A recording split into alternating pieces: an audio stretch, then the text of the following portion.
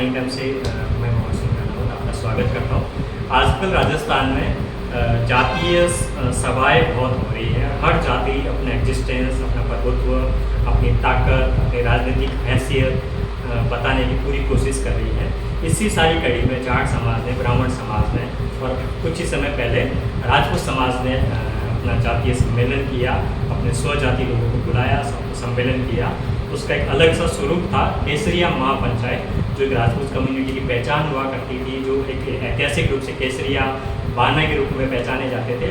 उसी को जिंदा करते हुए, उसी सांस्कृतिक वैल्यू को जिंदा करते हुए एक राजनीतिक चेतना और सामाजिक अपना अस्तित्व को बताने के लिए जो केसरिया महापंचायत जयपुर के विद्यानगर स्टेडियम में हुई थी, बहुत सारे लोग आए थे, बहुत सारा समारोह हुआ था, बहुत बड़ी ताकत का प्रदर्शन हुआ था।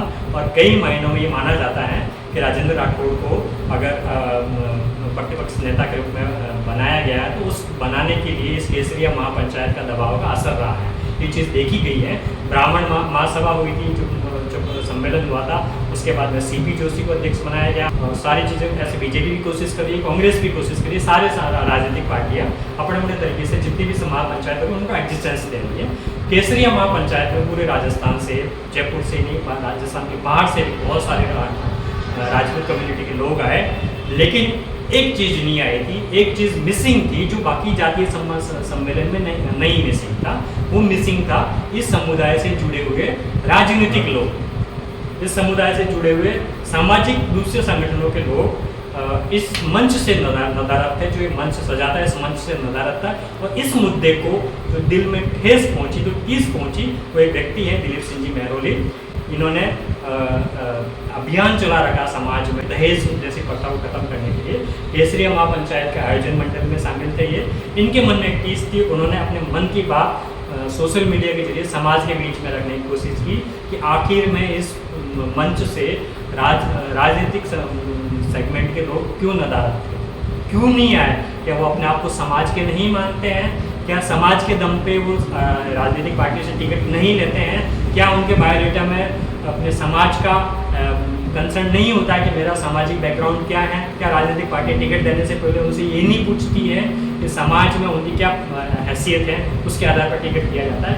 तो वो नदारत क्यों था, ये दिले दर्द हम जानने के बाद दिलीप सिंह मेहरोली से मिलने सीधे आए हैं। उन्होंने जो फेसबुक पे, ट्विटर पे जो उन्होंने अपना दिया था स्टेटमेंट, हम जानना चाहते हैं वो क्या सब कैसे निकले थे, वो दर्द कहाँ से आया था दिलीप सिंह? दर्द इससे पहले उसी विद्यानगर स्टेडियम के अंदर आपने देखा होगा 2 मार्च को जाट महाकुंभ हुआ और 19 मार्च को ब्राह्मणों के द्वारा एक अधिवेशन किया गया, जिसमें दोनों ही समाज के जितने भी दोनों पक्ष और प्रतिपक्ष, चाहे कांग्रेस हो, चाहे बीजेपी हो, अन्य पार्टियां हो, उनके नेता छोटे से लेके बड़े तक सभी नेता ने बढ़ चढ़कर हिस्सा लिया और उनमें सहयोग किया। और मंच पर भी आपने देखा होगा कि दोनों ही समाज के नेता वहां बैठे मौजूद मिले।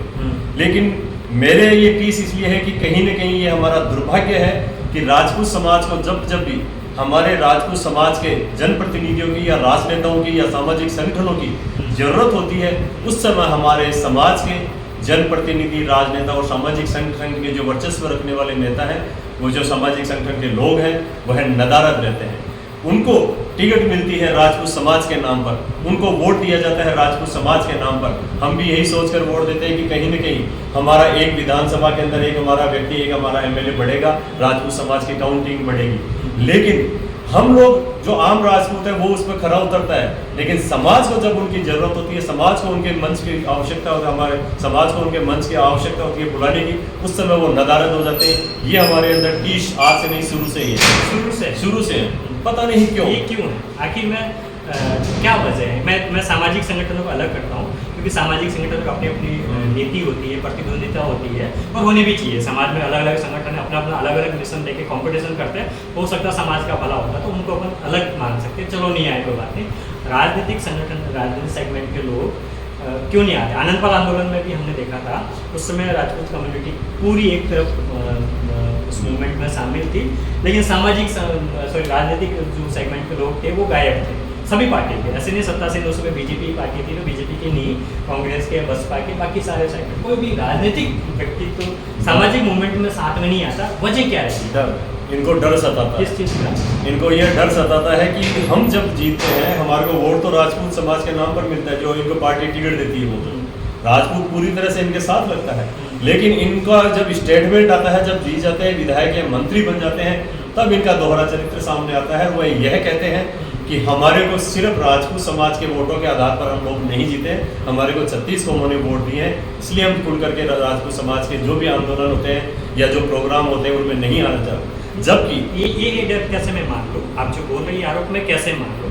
हमारे राष्ट्रपति द्रौपदी मुर्मू बनती है, वो खुल के कहते हैं मैं आदिवासी समुदाय से, वो अपने चीज़ों को छुपाते नहीं है। प्रधानमंत्री बनते हैं, वो कहते हैं मैं ओबीसी समुदाय से हूँ। मुख्यमंत्री कहता है मैं माली समाज से हूँ, वो खुल के कहते हैं कि मैं माली समाज का एक छोटे से समुदाय का व्यक्ति हूँ, जिसका कोई एमएलए नहीं, एकमात्र एमएलए हूँ, उसके बाद भी मैं मुख्यमंत्री हूँ।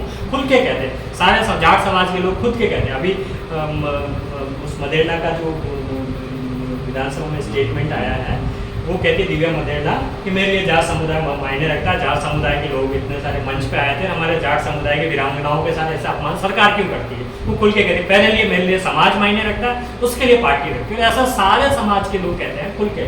उसमें ये भी वो जानते हैं कि वो सिर्फ जाट समुदाय से या माली समुदाय से नहीं जीतते हैं, उनके लिए सर्व समाज साथ आता है। फिर ये राजपूत समाज के नेताओं में ये भ्रांति कैसे मान लूँ मैं कि है कि अगर अपने समाज के साथ बैठता हूँ तो मुझे दूसरे समाज से दूरी मिलेगी, दूसरे समाज से वोट नहीं मिलेंगे।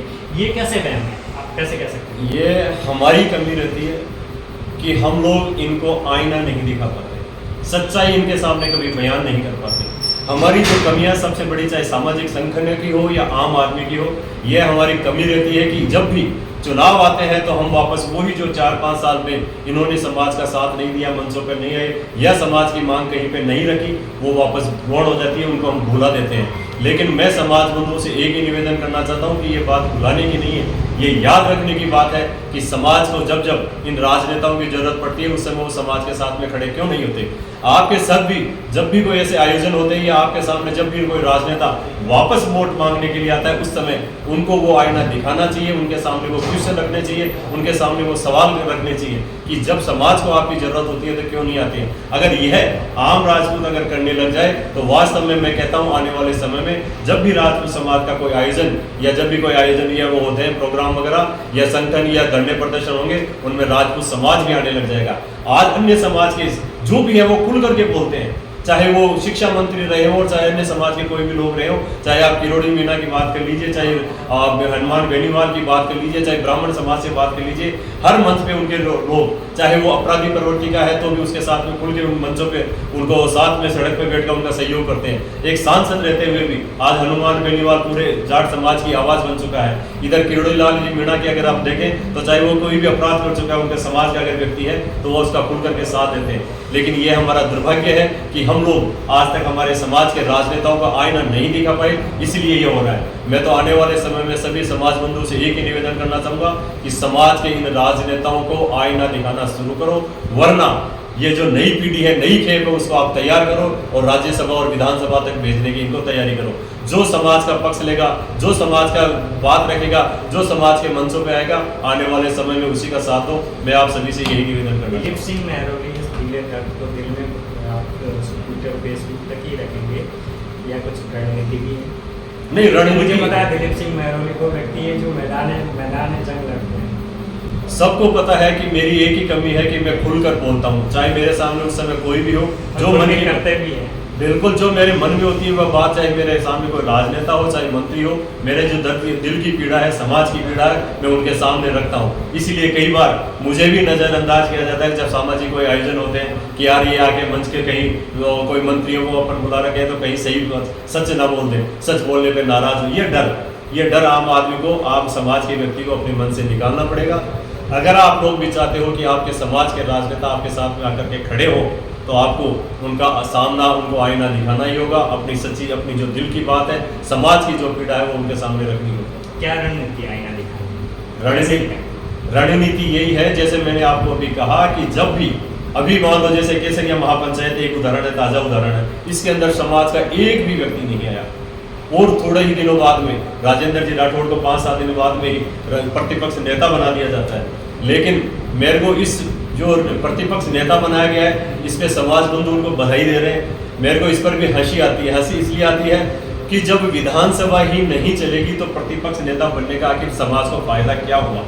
यही प्रतिपक्ष नेता अगर इनको 4 साल पहले बना दिया जाता तो कहीं ना कहीं राजपूत समाज को फायदा होता, या राजपूत समाज की बात ये रख पाते या नहीं रख पाते, वह बात की बात है। लेकिन आने वाले 8 या 10 महीनों में मेरे को लगता है, जहाँ तक है कि विधानसभा चलेगी ही नहीं, तो ये प्रतिपक्ष नेता सिर्फ एक राजपूत समाज को खुश करने के लिए गोली दी गई है, लॉलीपॉप दिया गया है, इसके अलावा कुछ नहीं। मुझे लगता है राजपूत समाज भी अब संजीदा हो गया है, समझने तक गया है, भावनाओं से बाहर निकल गया। मैं इस कौम को जानता हूँ, इस कौम को समझता हूँ कि भावनाओं में तलवार लेके कहीं भी किसी अपने राजा के लिए सिर कटाने को तैयार हो जाते थे, कभी भी सौदेबाजी नहीं करते थे, हिसाब किताब नहीं रखते थे कि इसके बदले हमें क्या मिलेगा।